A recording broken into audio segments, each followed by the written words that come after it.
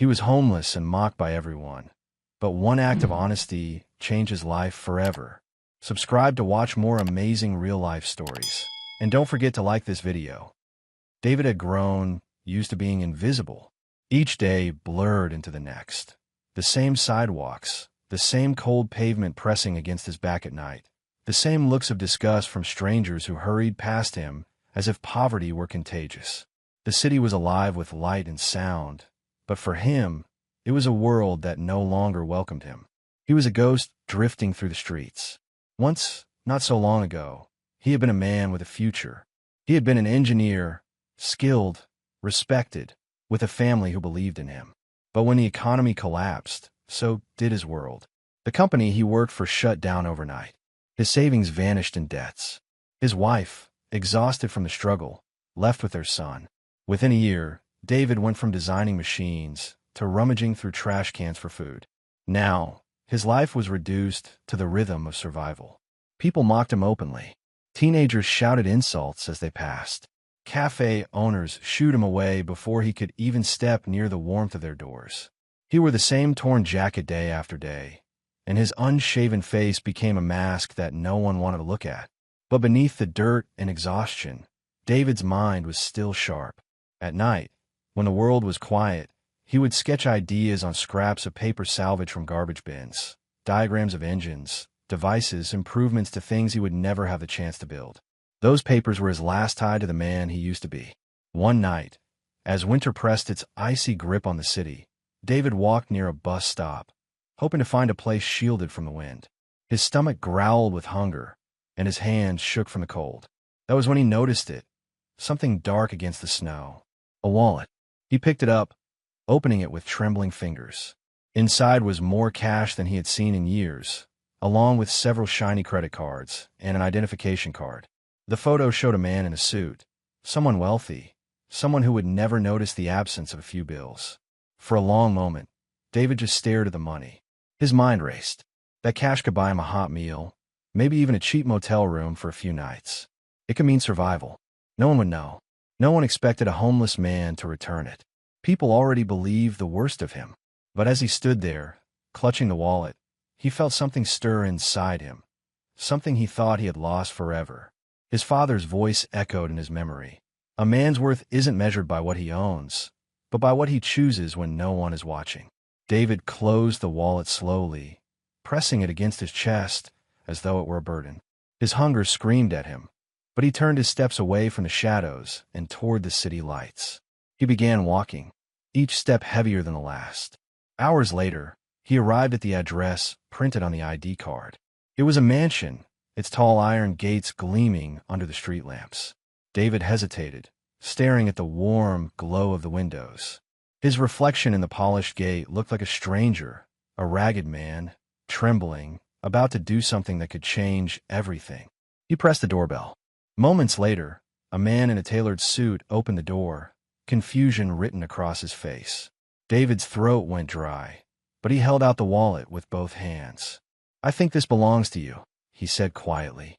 The businessman blinked, speechless. For a second, he just stared at the wallet, then at the man who had returned it. David waited, unsure what would happen next. He had no idea that this single act of honesty, on a freezing night when he could have chosen survival over integrity, would become the turning point of his entire life. The man in the suit stared at David, his eyes narrowing as if trying to read his soul. He held the worn leather wallet in his hand, flipping through the bills and cards inside. Then he looked back at David. "You could have taken it. Why didn't you?" he asked.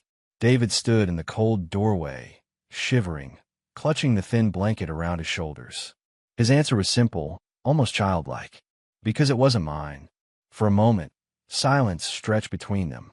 Then, instead of shutting the door, the man sighed and stepped aside. "Come in. You look like you could use some food." Inside, the apartment was warm and filled with the smell of fresh coffee. The man introduced himself as Richard Hale, a wealthy businessman. David ate slowly, almost suspiciously, as if the plate of food might vanish any second. Richard asked about his life, and little by little, David opened up. He spoke of once being an engineer, proud of his work, until the recession swept away his job, his savings, and eventually his home. You're educated? Richard leaned forward, intrigued. David nodded. Mechanical engineering.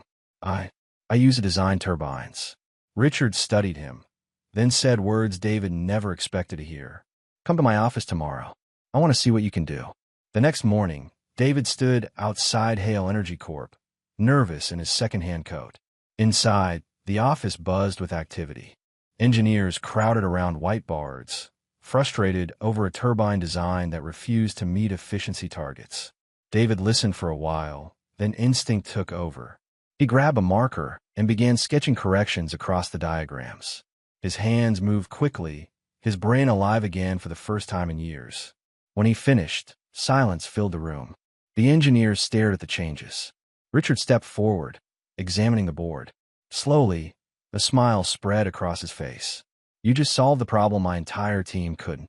From that day, Richard gave David more work. At first, it was small assignments, but each time David proved himself, his responsibilities grew. Weeks passed. Some employees mocked him, the homeless charity case, but David ignored the whispers. He was too busy proving he was more than his past. Late nights turned into breakthroughs. His old instinct sharpened. One evening, he stayed past midnight, sketching a completely new turbine model on scrap paper. Unlike anything on the market, it promised lower costs and far greater efficiency. When he presented it, the boardroom erupted in skepticism. This is impossible, one executive scoffed. It'll never work, said another. But Richard stood up. We're building the prototype. The test shocked everyone. The design worked, better than anyone predicted. Contracts began pouring in. Hale Energy's profits soared. Investors called it revolutionary. And at the heart of it all stood David, the man everyone had once ignored. One evening, Richard invited him into his office. Papers lay neatly stacked on the desk. You're not just my employee anymore, Richard said, sliding a folder across to him. You're my partner. David froze. His hand shook as he read the words on the page. Partnership, ownership, a second chance at life. He signed, tears stinging his eyes. Months later, David stood on a brightly lit stage, a tailored suit replacing his ragged coat. Reporters snapped photos. The crowd cheered as he spoke about innovation, honesty, and second chances. But even as the world called him a millionaire and visionary, David remembered the freezing night when everything changed. Not when he invented the turbine, not when the contracts were signed, but when he picked up a wallet and chose honesty over desperation. That single decision had rewritten his entire life.